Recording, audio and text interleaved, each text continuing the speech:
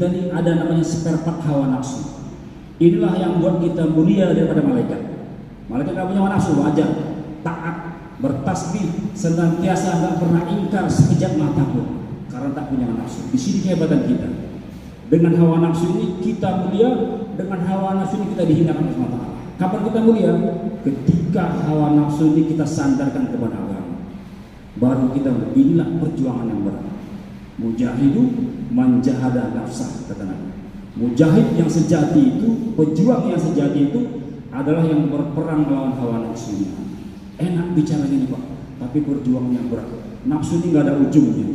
Kata Nabi, seandainya satu hamba manusia diberi satu lembah berisi emas, lembah di antara dua gunung, atau kita bayangkanlah lembah ini lembah Harau.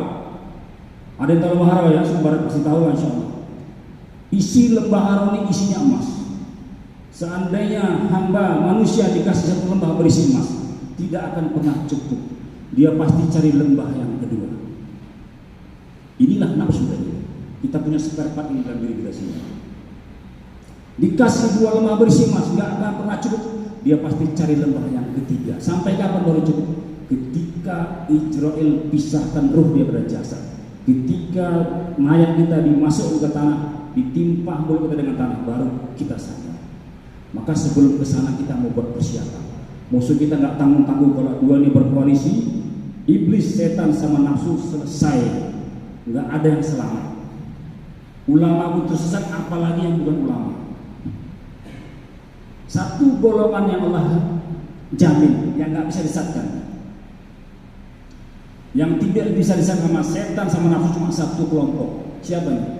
Kecuali orang-orang yang ikhlas. Ikhlas ini anugerah daripada Allah SWT.